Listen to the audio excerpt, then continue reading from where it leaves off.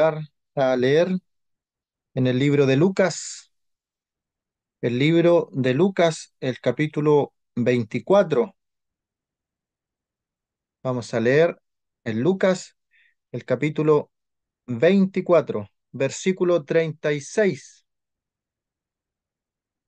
Dice, mientras ellos, estaban los discípulos reunidos luego de la resurrección del Señor, mientras ellos aún hablaban de estas cosas, Jesús se puso en medio de ellos y les dijo, paz a vosotros. Entonces, espantados y atemorizados, pensaban que veían espíritu, pero él les dijo, ¿por qué estáis turbados y vienen a vuestro corazón estos pensamientos? Mirad mis manos y mis pies, que yo mismo soy. Palpad y ved, porque un espíritu no tiene carne ni huesos, como veis que yo tengo. Y diciendo esto, le mostró las manos y los pies.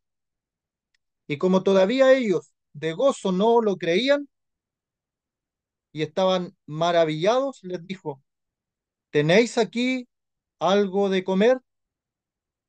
Entonces le dieron parte de un pez asado y un panal de miel, y él lo tomó y comió delante de ellos, y les dijo, estas son las palabras que os hablé, estando aún con vosotros, que era necesario que se cumpliese todo lo dicho, todo lo que está escrito de mí en la ley de Moisés, en los profetas y en los salmos.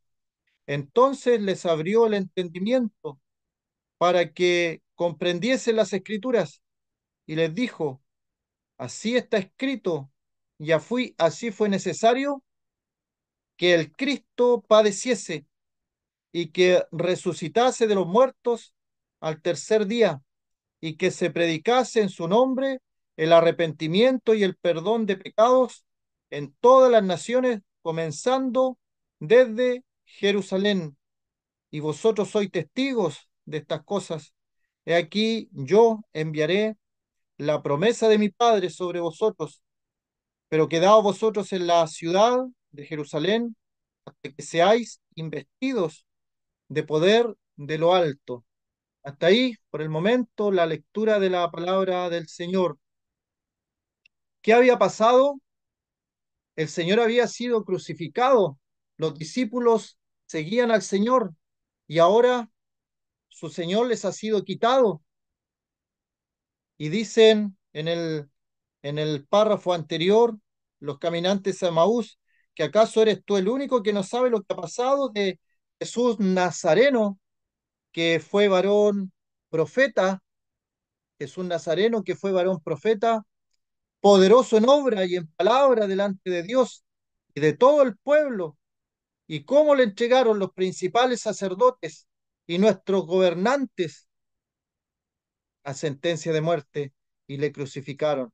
¿Acaso era el único que no sabía lo que había acontecido? Porque todos en Jerusalén sabían lo que había acontecido con esta persona, con nuestro Señor. Y el Señor, ahí a los caminantes Emaús, les tiene su mirada para que no vean que Él va caminando al lado de ellos, pero nosotros esperábamos que Él era el que había de redimir a Israel. Estaban esperando algo y ese algo terrenal no llegó y se desilusionaron, se entristecieron, había amargura en su corazón, pero luego cuando ven al Señor, cuando parte con ellos el pan, entienden que es el Señor, son abiertos sus ojos y vuelven a Jerusalén de Maús. Y ahí entonces nuevamente están reunidos los discípulos y aún hablaban de estas cosas. Jesús se puso en medio de ellos. Y podemos pensar, nos hemos reunido a leer, a estudiar la palabra del Señor con la promesa que donde están dos o tres reunidos en mi nombre, allí estoy yo en medio de ellos. Y creemos esa promesa. El Señor está en medio de dos o tres congregados a su nombre. Su presencia está allí y puede estar en millones de lugares a la vez, porque Él es Dios omnipresente y nos puede estar acompañando a nosotros aquí y en todas las partes del mundo donde hay personas congregadas a su nombre, Él está presente. Ellos aún hablaban de estas cosas. Jesús se puso en medio de ellos y les dijo: paz a vosotros, shalom, la paz sea con ustedes, tengan paz en su corazón. Tal vez se acordarían de Juan 14: no se turbe vuestro corazón, ustedes creen en Dios, crean también en mí. Y luego les habla de la paz que Él ofrece. Él no ofrece una paz como el mundo la da, sino que su paz es verdadera y es suficiente la paz para tener nuestra alma a resguardo por toda la eternidad. La paz, os dejo mi paz, os doy, dijo el Señor. Y nuevamente les saluda: paz a vosotros. Estando en medio, le dice paz. Amigo, amiga, ¿tienes en esta tarde algún inconveniente, algún problema, alguna cosa que te está atormentando tu corazón, tu mente, está afectando tu diario desenvolver en esta vida? Hay preocupaciones. Vemos cómo está la juventud. Muchas veces la presión de ciertas preocupaciones, de ciertos acosos, les hacen tomar decisiones drásticas. Ya ha aumentado el número de personas jóvenes que se quitan la vida, lamentablemente. Y hay estadísticas que están en Japón, el país donde más personas se quitan la vida. Uno podría pensar, son países con alta tecnología que tienen todo para ayudar diariamente a desenvolverse en la vida, pero la presión de ciertas cosas no los deja tranquilos y ellos toman esa decisión. ¿Y podemos nosotros juzgar acaso a esas personas? ¿Acaso a alguno de nosotros el Señor no nos encontró en severas depresiones, en, en hondos pozos cenagosos? Nos identificábamos con el profeta Jeremías, de ese hondo abismo, un pozo cenagoso. El Señor nos tomó con sus cuidados, con su mano poderosa y nos sacó de allí. Pero cuánta gente en el día de hoy está pasando por circunstancias que les hacen sentir que no tienen paz en su vida. Isaías 53 dice que el castigo de nuestra paz fue sobre él. Esta paz que nosotros podemos ofrecer y que tú puedes gozar al creer en el Señor Jesucristo, esa paz le costó la vida a nuestro Señor Jesucristo. Su vida entregada y en la cruz del Calvario permite que tú tengas paz y que nosotros podamos ofrecer paz a aquellas personas que están afligidas, necesitadas, en sombra de oscuridad, en sombra de muerte, en cadena de depresión en el día de hoy. Podemos decir: en Jesucristo hay paz. Puedes encontrar paz porque Él te ofrece el perdón de tus pecados, te ofrece una novedad de vida, borrón y cuenta nueva, decimos nosotros en la actualidad. ¿Se entiende el significado? Dios no considera tu vida pasada, dice: lo de aquí para atrás está olvidado. Si crees en el Señor Jesucristo, comencemos de nuevo, comencemos de ahora. Tienes paz, paz. Cuán dulce paz el creyente puede encontrar. Y en la vida antigua nos afectaban pequeñeces Cosas pequeñas nos hacían tambalear y afectaba nuestro ánimo. Pero una vez conociendo al Señor, el creyente puede tener paz en medio de la tormenta, puede tener paz. Las situaciones no cambian, pero Dios hace que llegue a nuestro ser la paz, esa paz que el mundo no puede dar, que solamente el Señor puede dar. Y podemos hacer la pregunta a nuestros amigos en esta tarde: ¿tienes tú paz? ¿Tienes la paz verdadera, la paz del Señor? Y esa paz incluso está en los momentos de dificultad, de tribulación. El Señor mismo dijo: en el mundo tendréis aflicción, mas confiad, yo he vencido el mundo. El Señor no nos ofrece que nos va a quitar todos nuestros problemas, pero sí nos ofrece que creyendo en el Señor Jesucristo podemos tener paz. ¿Y por qué podemos tener paz? Porque nuestros pecados han sido perdonados, porque Él ya nos ve como hijos, porque Él nos tiene con una esperanza viva y verdadera, aguardando la promesa de su pronta venida, y nos tiene como una nueva criatura, con un propósito determinado para tu vida espiritual, cosas que antes no tenías, y Él puede ofrecer esa paz. Pero para que tú tengas paz, para que nosotros podamos ofrecer esa paz, el Señor dio su vida en la cruz del Calvario. Aquí en la tierra fue un varón profeta, poderoso en palabra, en obra, delante de Dios y de todo el pueblo. Ese era un testimonio de un hombre perfecto aquí en la tierra. Ninguno como el Señor Jesucristo.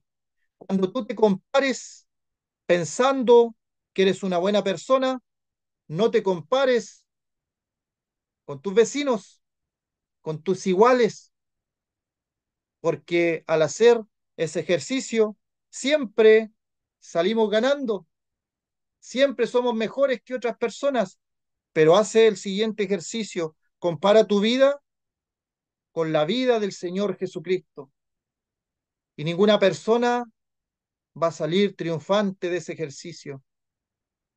Nosotros, pecadores, el Señor perfecto, nuestros labios inmundos, como decía el profeta en la antigüedad, el Señor, de su boca solo salía bendición. Si abría su boca era para bendecir a la gente, si extendía sus manos era para sanar, para bendecir a las multitudes con pan, con peces. Si el Señor utilizaba sus ojos, no era para ver cosas indebidas. El Señor alzaba sus ojos y los alzaba al cielo, donde está el Padre Celestial, totalmente diferente a nosotros. Incluso el testimonio de sus enemigos, el mismo Señor dijo: si alguno le podía redarguir algún pecado, ninguno osó hablar contra él. Los enemigos decían: jamás hombre alguno ha hablado como este hombre. Y es Él, el Señor Jesucristo, que nos ofrece paz, perdón de pecados, vida eterna, seguridad absoluta de salvación. Ese es el Señor. ¿Por qué estáis turbados si vienen a vuestro corazón estos pensamientos? El Señor sabe cómo somos, sabe que nos podemos turbar, que nuestros pensamientos a veces divagan. En este mismo momento, tal vez hay alguien pensando en otra cosa, aparte de la reunión. El Señor lo sabe, sabe cómo somos, sabe nuestra naturaleza pecaminosa, y al mismo tiempo, sabiendo cómo somos, sabiendo nuestros pensamientos, sabiendo las intenciones de nuestro corazón, Él nos ama y nos da la oportunidad de ser salvados, de ser redimidos, de ser llamados hijos de Dios. Pero para eso tenemos que ir a Él, tenemos que en arrepentimiento ir al Señor Jesucristo por salvación, por perdón de pecados, no quedarse solamente en las intenciones. Hay un himno que dice, ay del que muere casi creyendo, eternamente perdido es. Hay personas en esta tarde que saben el plan de salvación. Lo que yo les he mencionado no es nada nuevo para ellos.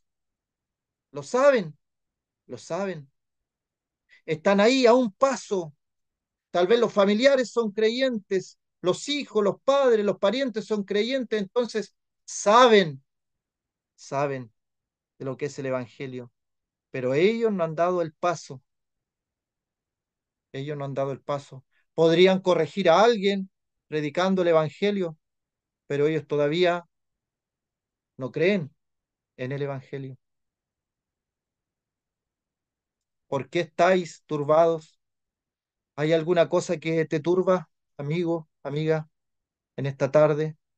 Hay enfermedades que bloquean nuestros pensamientos, que no podemos pensar nada más que en la enfermedad, en el diagnóstico, en el resultado del examen, y nos preocupa, nos provoca ansiedad. Y el Señor dice, echando todas nuestras ansiedades sobre Él, porque Él tiene cuidado de nosotros. Por nada estéis ansiosos, sino presentad vuestras peticiones delante del Señor, delante del trono de la gracia, delante de Él, porque Él tiene cuidado de nosotros. Y el Señor se presenta como resucitado, dándonos paz, preocupándose por cómo nos sentimos. Y el Señor quiere tu salvación, no quiere que tú estés perdido eternamente, quiere tu salvación. Si decimos en esta tarde que eres un pecador perdido en tus delitos y pecados, no es para ofenderte, es para que entiendas tu condición, porque todos hemos estado en ese lugar y no nos dábamos cuenta. Y cuando el Espíritu Santo nos convenció de pecado, de justicia, de juicio, y nos mostró cuán miserables éramos, y nos dio convicción de pecados, a tal punto que nos aferramos a las bancas de una iglesia porque nos sentíamos perdidos, y el Señor nos salvó. Venid a mí los que estáis cargados, trabajados, que yo os haré descansar. Llevad mi yugo sobre vosotros y aprended de mí, dice el Señor, que soy manso y humilde de corazón, y hallaréis descanso para vuestras almas, porque estáis turbados, atemorizados, espantados. Versículo 37, estaban espantados, atemorizados. ¿Por qué tenemos temor? El creyente no debe tener temor, pero la persona que no es creyente, que no es cristiana, con todas sus letras, debiera temer, debiera temer. Y tampoco es asunto de meter miedo a las personas, pero es un lugar real el infierno, es un lugar real el lago de fuego. ¿Y por qué lo decimos con tanta seguridad que son lugares reales? Porque no es palabra de hombre. Fue el Señor Jesucristo que habló del infierno. El Señor Jesucristo habló de ese lugar. Y el Señor Jesucristo no miente. Él es la verdad personificada. Yo soy el camino, la verdad y la vida. Nadie viene al Padre sino por mí. Entonces, descartemos absolutamente que el Señor pudiera mentir. Y el Señor habló del infierno. Y habló de un hombre siendo condenado en un lugar donde había fuego, un lugar terrible. El Señor lo dijo. Así que una persona que no es creyente, esa persona debiera estar atemorizada, espantada, con pensamientos turbados y tener temor. El Señor dijo también que no tuvieran temor de los que matan la carne. En el día de hoy Entendemos más aún esas palabras porque hay inseguridad en todas partes. Cada vez la violencia aumenta y puede existir el temor a los que matan la carne, pero el Señor dice, teman más que temer al que puede matar la carne, teman a aquel que puede arrojarlos al infierno. ¿Habías pensado en esa verdad de que el Señor, el mismo que te ofrece salvación, es el mismo que en algún momento arrojará tu alma a condenación? El que no se halló inscrito en el libro de la vida, dice el libro de Apocalipsis, el que no se halló inscrito en el libro de la vida fue lanzado al lago de fuego. Fue lanzado, esa palabra allí es arrojado, es tomado y arrojado, desechado. Pero ¿por qué pasar por esa experiencia eterna? ¿Por qué querer ir a ese lugar de condenación si la salvación está allí, en el Señor Jesucristo, en la cruz del Calvario?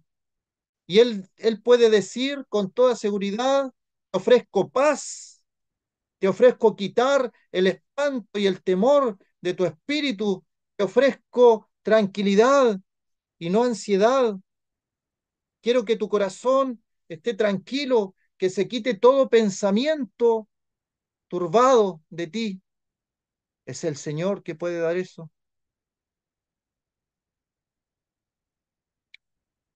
Un hermano tenía temor antes de ser creyente a la muerte. No podía dormir. Ese hermano no podía dormir porque le tenía temor a la muerte. Sabía que no era cristiano y sabía y había escuchado que había infierno. No podía dormir, se desvelaba pensando.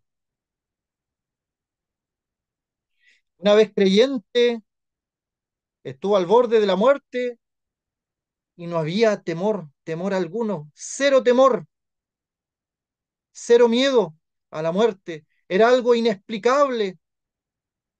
¿Dónde estaba ese temor? ¿Dónde estaba ese miedo a la muerte? Había desaparecido, se había ido. ¿Cuál era la diferencia? Que antes sabía que se iba a la condenación al infierno. Pero si el creyente muere, ¿dónde está el creyente? David hablaba de que hay un paso entre mí y la muerte. Y el apóstol Pablo en Filipenses dice que está puesto en estrecho, no sabe qué escoger frente a esta disyuntiva de la muerte, no sabe qué escoger porque estar con Cristo es muchísimo mejor.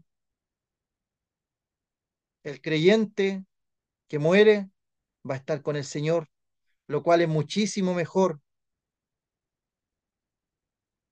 Tienes esa seguridad, esa tranquilidad de que si tú mueres ahora, te vas con el Señor, parte de este mundo para ver a nuestro Señor.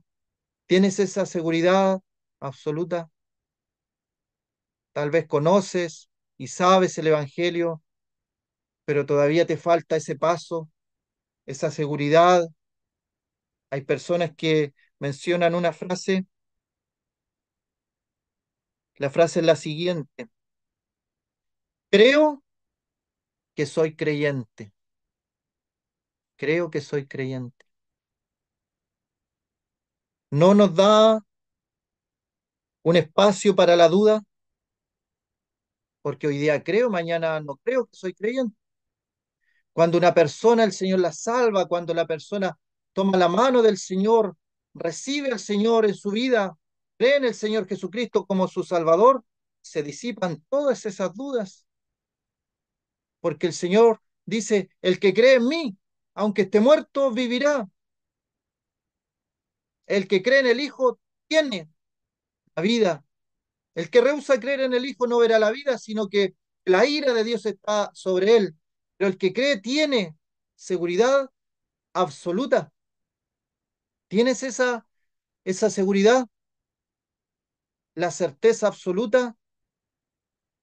Entonces cuando uno la tiene, si tú eres salvado, tú eres creyente. Sí, soy creyente, soy salvado, porque la palabra dice, el que cree tiene vida eterna. Yo he creído, tengo vida eterna porque la palabra lo dice.